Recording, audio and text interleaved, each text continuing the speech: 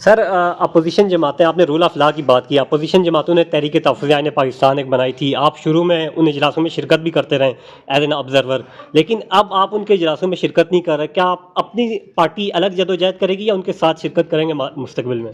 دیکھیے آئین کے لیے جو کام کرے گا ہم اس کے ساتھ ہیں. ابھی بھی جو پچھلی میٹنگ ہوئی تھی تحریک تحفظ آئین پر مفتی احمد شامل تھے، وہ یہ کوئی وہ سیاست کی بات نہیں ہے، یہ ایک مقصد کی بات ہے.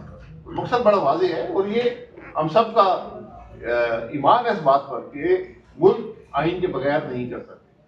جب تک ہم آئین کی قدر نہیں کریں گے، آئین کی بالادستی نہیں ہوگی، ملک آگے ترقی نہیں کر سکتا. یہ آج آئی ایم ایف بھی آپ کو بار بار یہ بات لکھتا ہے کہ رول آف لا کہاں پر گیا.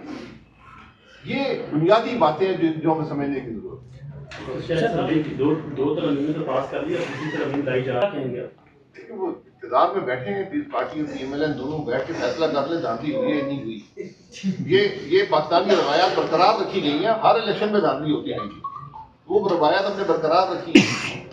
تو باقی جو 28ویں ترمیم لا رہے ہیں، 28ویں لے ہیں، 29ویں لے ہیں، 30ویں لے آئے، اگر اس میں پاکستان کے عوام کی بات نہیں ہے، پاکستان کے مفاد کی بات نہیں ہے، پاکستان کی بہتری کی بات نہیں ہے، ریفارمز کی بات نہیں ہے، تو وہ بے مقصد ترامیم. دیکھیے اس بات کی گنجائش نہیں ہے. یہ جو رشتے صوبے کے وفاق کے ہوتے ہیں، یہ آئینی رشتے ہوتے ہیں، یہ آئین میں بڑے وضاحت سے بتائے ہوئے ہیں. تو اگر حکومت آئین کو کچھ سمجھتی نہیں ہے تو پھر اپوزیشن بھی کچھ نہیں سمجھے گی تو ملک کیسے چلے. آج ضرورت اس بات کی ہے کہ خاص طور پر جہاں پر ٹیررزم کی بات ہے، جو آئینی رشتے کو برقرار رکھنے کی ضرورت ہے، اس کو بڑھانے کی ضرورت ہوتی ہے. ذرا دل کھلا کرنا پڑتا ہے. اس لیے یہ دونوں طرف سے یہ معاملہ ہے. لیکن میں یہ سمجھتا ہوں کہ حکومت کی ذمہ داری زیادہ بنتی ہے، تھوڑا دل وسیع کریں. اگر ملاقات ہے ایک جماعت کی حکومت ہے صوبے کے اندر، وہ ملاقات کے لیے آنا چاہتے ہیں، کہ کوئی ڈائریکشن حاصل کرنا چاہتے ہیں، تو یہ ماضی میں بھی جب اجازت دی گئی ہے، ان چیزوں کو روکنا نہیں چاہیے. یہی آئی ایم ایف کہہ رہا ہے، ادارے پہ ادارے بنے ہوئے.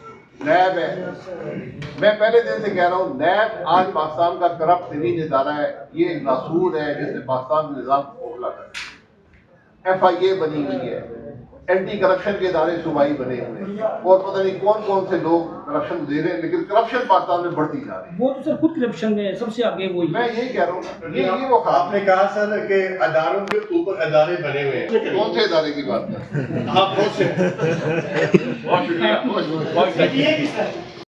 بہت اچھے سوال ہے.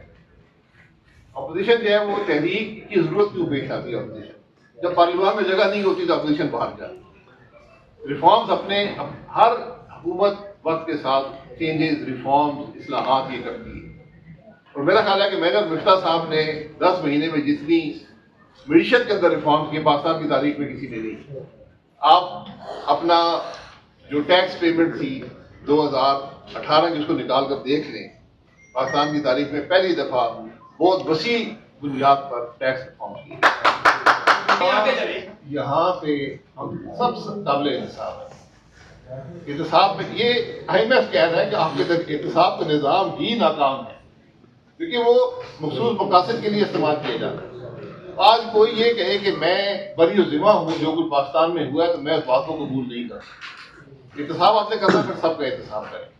لیکن آج کم از کم جو سبق آپ نے حاصل کیے ہیں ماضی سے، ان کو تو مت دہرائیں. اگر ماضی میں الیکشن چوری ہوتے تھے، آج الیکشن چوری نہیں ہونے چاہیے. اگر ماضی میں کرپشن ہوتی تھی، آج کرپشن کو روکنے کی ضرورت ہے. آج کرپشن ملک کے اندر بدترین سطح پر ہے. یہ پالیسی کیپچر، پالیسی کی کرپشن کا میں نے کبھی کسی انٹرنیشنل ادارے میں ریگولیٹری کیپچر کا میں نے کبھی نہیں سنا. یہ پہلی دفعہ ہے کہ آئی ایم ایف کے جیسے ادارے کی رپورٹ میں یہ بات، اور اس پر بار بار اس پر انہوں نے زور ڈالا ہے کہ یہ آپ کے ملک کے اندر ہو رہا ہے، اس کو آپ اگر نہیں روکیں گے آپ کی معیشت نہیں چلے گی. یہ معاملات سب کی ذمہ داری ہے. پارلیمانی نظام میں صرف حکومت نہیں ہوتی، اپوزیشن بھی ہوتی ہے. دونوں کو اپنا کردار ادا کرنا ہے.